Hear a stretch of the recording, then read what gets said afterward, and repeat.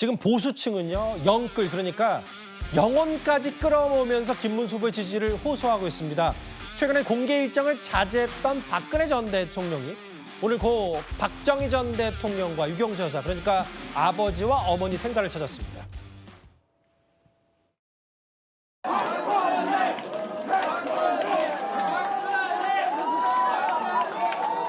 옥천에 오면 어머니 생전에 여러 가지 가르침이 참 많이 생각이 납니다.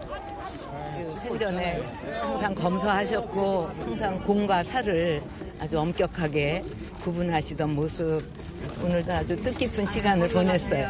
김문수 후보께서도 여기 다녀가시면서 아주 뜻깊은 시간을 보내셨다고 그렇게 들었습니다. 그래서 저도 이제 이렇게 나라가 어려우니까 아버지 생각도 많이 나고 부모님 생각도 많이 나고 그러던 차에 또 김문수 후보께서도 이곳을 다녀가셨다는 이제 소식 뉴스를 듣고 그냥 저도 문득 그냥 나도 가고 싶다 그런 생각이 많이 들어서 이렇게 오게 됐습니다.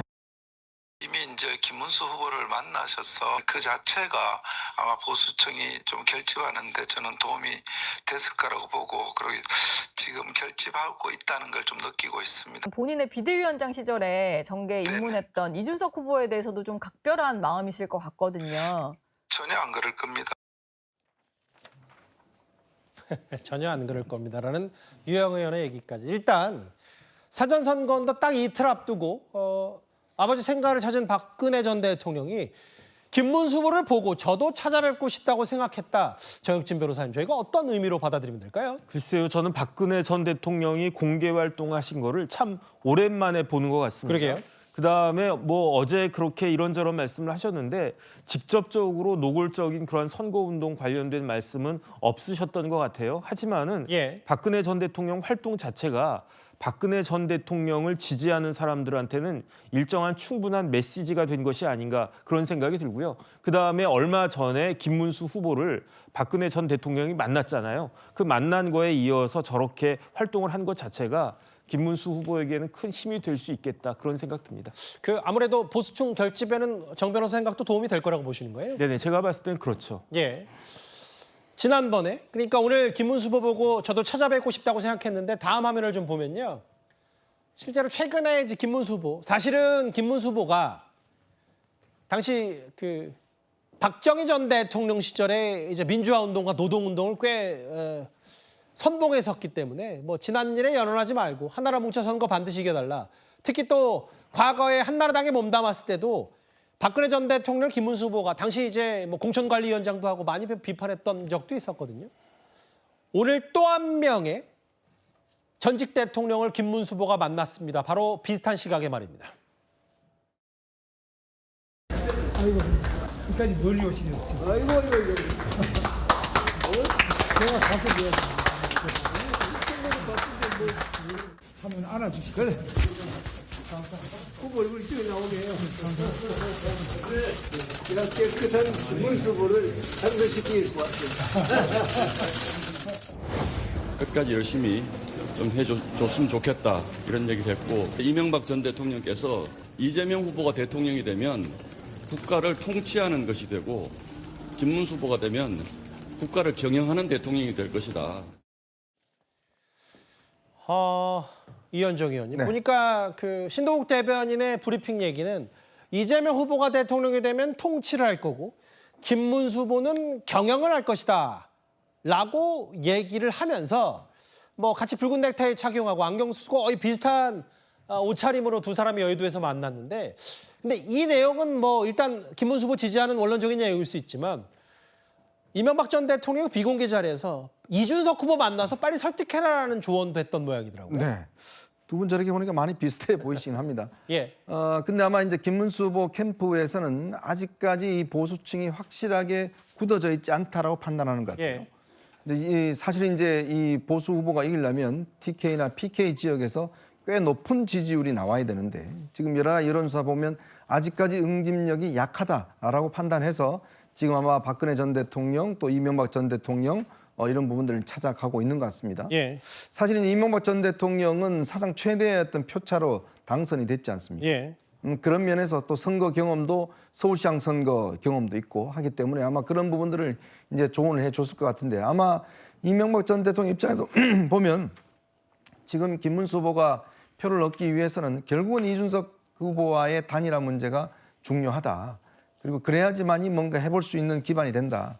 아마 그런 조언들을 했고 아마 이런 부분들이 이제 강조한다면 아직까지는 시간이 좀 있습니다만은 아마 김문수 후보도 이런 부분들을 그냥 어떻게 듣지는 않았을 것 같습니다. 그만큼 선거 경험이 풍부한 분이기 때문에 결국 1대1 구도로 가야지만이 승산이 있다. 아마 이런 이제 판단을 하는 거 아닌가 싶습니다. 최진봉 교수님, 사실은 시간을 지난주로만 돌려봐도 지난주 말이었죠. 이제 노무현 전 대통령 추도식이 있었을 때 당시에 뭐 친노, 친문, 친명이 다 보였다.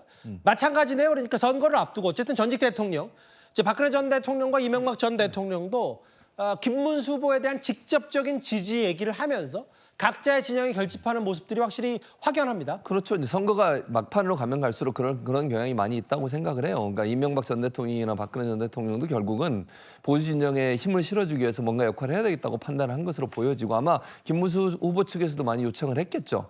다만 이제 이게 좋은 영향을 미칠 거냐 하는 부분은 또 다른 차원의 문제라고 생각해요. 예를 들면 지금의 상황에서는 사실 확장성이 좀 있어야 되거든요.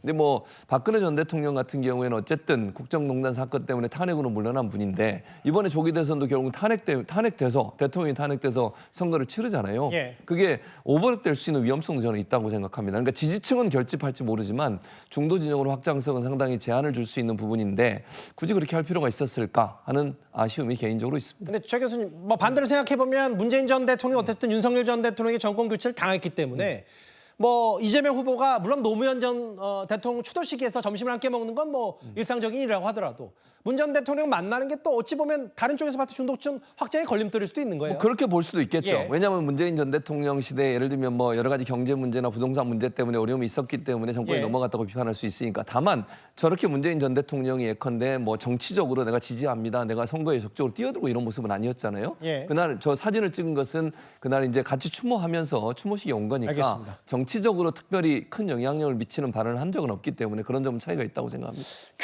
일단 이렇게 외곽에서 김문수 후보 전직 대통령들을 어쨌든 만났고 오늘 또 한 번 점심도 함께 했고요. 이런 여론, 보수층 결집을 모아가는 과정인데 일단 국민의힘 내홍이 식은 듯 식지 않고 있습니다. 일단 어제 한동훈 전 대표의 도봉 첫 번째 합동 유세 현장 화면부터 만나보겠습니다. 우리 한동훈 대표 오셨는데 저하고 같이 경쟁했던 거 아시죠? 근데 저보다 인기는 더 좋아요. 여러분, 이재명은 사악해서 위험한 것이 아니라 무능해서 위험합니다. 이런 이재명 절대 안 된다고 생각하시는 많은 분들, 이번 선거는 중도층이 결국 승패를 좌우할 겁니다. 그분들이 바로 여기 이 김문수 후보를 찍게 만들어야 합니다. 저는 그러기 위해서 우리가 계엄 옹호론, 부정선거 음모론과 확실하게 선긋고 친윤 구태 정치와 확실하게 개혁할 것이라는 얘기해서 승리의 길로 가야 한다고 생각합니다. 그래서 이깁시다. 근데 저렇게 처음으로 합동 유세를 했던 저 저녁 시간 즈음 내 어쨌든 어제 이현정 의원님 네. 윤상현 의원을 이른바 찐윤이라고 불리는 윤상현 의원을 선대위원장에 임명했다. 이걸 두고 친한계 조경태 공동선대위원장은 본인 선거운동 안 하겠다라고 오늘 얘기한 모양이더라고요. 그렇죠. 어제 저 연설 있고 난 다음에 아마 밤늦게 선대위에서 이제 윤상현 의원을 공동선대위원장으로 임명했다는 소식이 알려지면서 예. 뭐 지금 친윤계 의원들 같은 경우는 뭐 오늘 아주 의견이 부글부글했습니다. 예. 특히 이제 윤상현 의원 같은 경우는 아시겠지만 사실 윤 전 대통령의 거의 뭐 대변인격 같은 역할을 해왔고 사실은 이 상황에 또 한덕수 전 총리 모셔오는 거라든지 등등 여러 가지 일들을 앞장서서 했습니다. 또 정광훈 씨와의 어떤 관계도 보면 항상 집회에 나가서 뭐 90도 각도로 인사한다든지 이런 행태를 보여왔기 때문에 사실은 이제 뭐 나머지 나경원 의원이나 지금 뭐 김기현 의원이나 이런보다 훨씬 더 앞장서서 윤 전 대통령이 앞장서 왔는데 윤 전 대통령이 탈당을 했는데 근데 문제는 윤상현 의원이 지금 공동선대위원장으로 갑자기 임명한 것 자체가 결국은 어제 이제 한동훈 전 대표를 지지하는 분들 같은 경우는 그래도 이제 투표에 나서겠다는 여론이 조금 형성되고 있는 와중이었거든요. 투표를 포기하려고 했던 분들이.